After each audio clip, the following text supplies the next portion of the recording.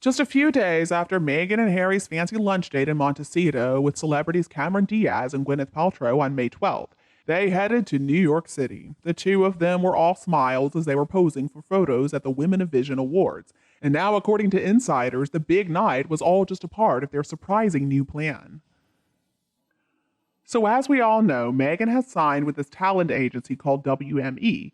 And immediately after she signed with them, whispers started coming out that she's getting ready to relaunch herself as an actress.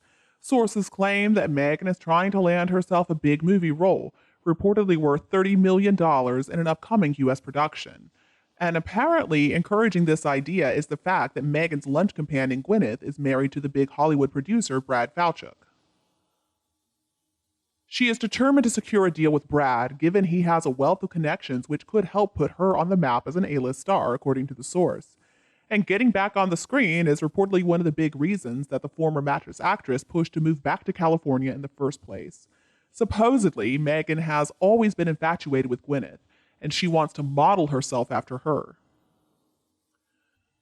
As we all know, that Women of Vision Award ceremony ended up in disaster, if we can believe the spokesperson who claimed that Meghan and Harry really were involved in this near-catastrophic car chase.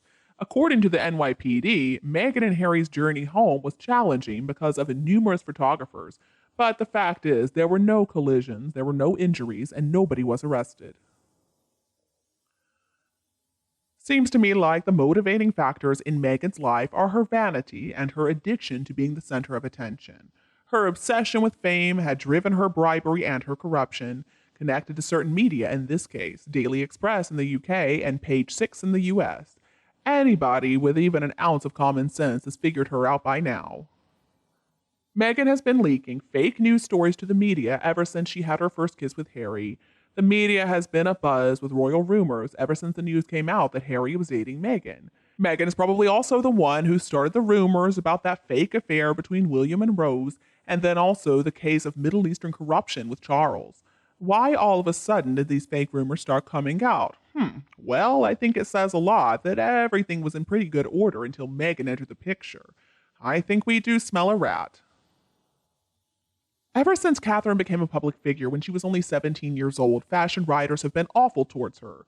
They went after her for her svelte-waisted fashions, but that was only because they were so upset that her style was out of their league. They couldn't wear it because they were simply too thick. I believe that sometimes Catherine has been a little too thin, but I think that's just because the press was bothering her so much and chasing after her with cameras wherever she went when she was only 17 years old. The poor thing couldn't eat. She was so stressed out. So then, when people saw this boxy-looking brunette with chicken legs on Harry's arm, celebrity journalists were so excited that Meghan was going to change the dull UK fashions that they couldn't wear anyway. Meghan did present herself as a supporter of trench coats, but we know why that is, and I think the less said the better. But see, fashion reporters were completely wrong in claiming that Meghan was modernizing fashion. How many women actually wanted to look like her? I'm pretty observant when it comes to fashion choices, and Meghan has always exhibited very poor taste in clothing compared to Catherine. Catherine has always had such a good eye for style and color. And Catherine has a model's body. I mean, she could wear the most elegant styles and look comfortable, never a hint of puckering at her waist. And she has excellent taste in color. It always matches her taste in fashion design, too. It's actually an art form, but you know what? Catherine masters it because she's a graduate of art history. She's able to read a room, and she knows how to make herself look good. When Meghan came to Australia, she wore a lot of brown and a lot of baby poop yellow, and they became seasonal colors. Luckily, those colors soon went out of style because they're hideous. But anyway, I really believe that Catherine, the future queen, is the world's greatest fashion icon that we have experienced since Princess Diana. You know, I know a lot about body shapes, and I do understand how to make our bodies look good, and Catherine understands that too. See, my mother was a seamstress, and she taught me a lot about fashion and how to dress for your body type. Now, Diana had an easy time of it because she had the body of an Amazon goddess. Meghan, on the other hand, just has kind of a weird body shape. She doesn't have a waist, and she's got those skinny legs and knobby knees. Amazon goddess, well, no, not quite. Catherine, though, boy, does she have the perfect body. She has that perfect hourglass shape. Her mother-in-law would have been so proud. It just goes to show that we all have something to offer. But right now, considering Meghan's poor form, I really can't think of anything positive about her style, actually. I mean, I don't know why she cut the shoulder straps off of that gold dress. It started to fall down, and then it made the waist pucker again. She makes the most awful fashion choices. Obviously, Meghan was trying to copy the Princess of Wales, but she never succeeds. She doesn't seem to understand that they have very different body shapes, so she's not going to look like Catherine if she wears the same outfit. And when Meghan chooses her own clothes, well, they never fit her right, or they're at least not right for her body shape. Personally, I've never been a big fan of mustard yellow. It looks terrible with my skin tone, and it looks terrible on most people's skin. Just because somebody refers to it as gold does not mean that it actually is. Megan needs to watch out, or she's going to end up looking like some type of ham sandwich. I mean, the above, of course, is my opinion and my opinion alone. It doesn't rely on fact, and it just comes from my own head. In other news, according to another source, Archie has started asking about his grandfather, King Charles. So now Prince Harry wants to repair the relationship with his family. Supposedly, seeing his niece and his nephews become the heart and soul of King Charles's coronation has made him change his mind when it comes to the relationship that he wants to have with his family.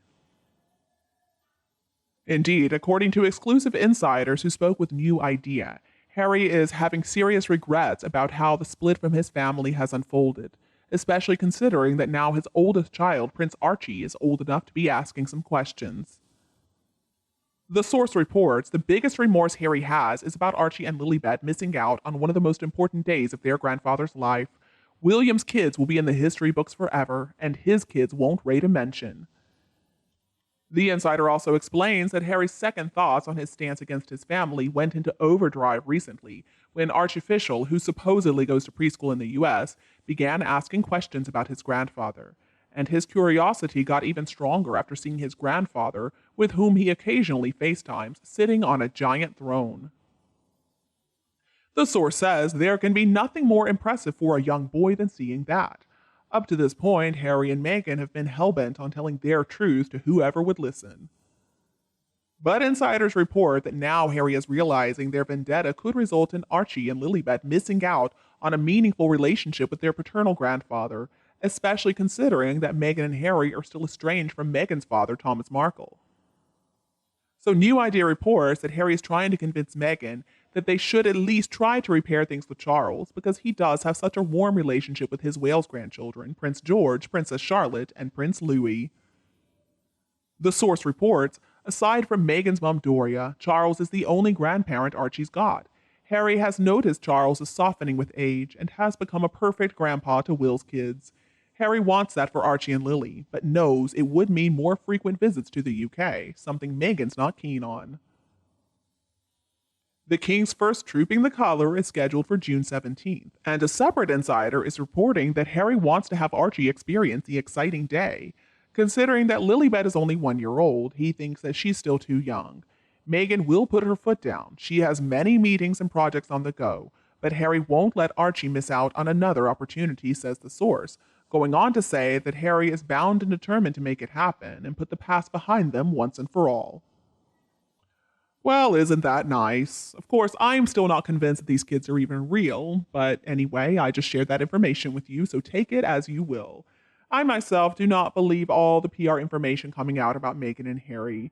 What are your thoughts on Harry and Meghan and their questionable children? Let me know your views in the comment section, and let's discuss them together. Don't be afraid to share my videos with anybody you trust, and please subscribe.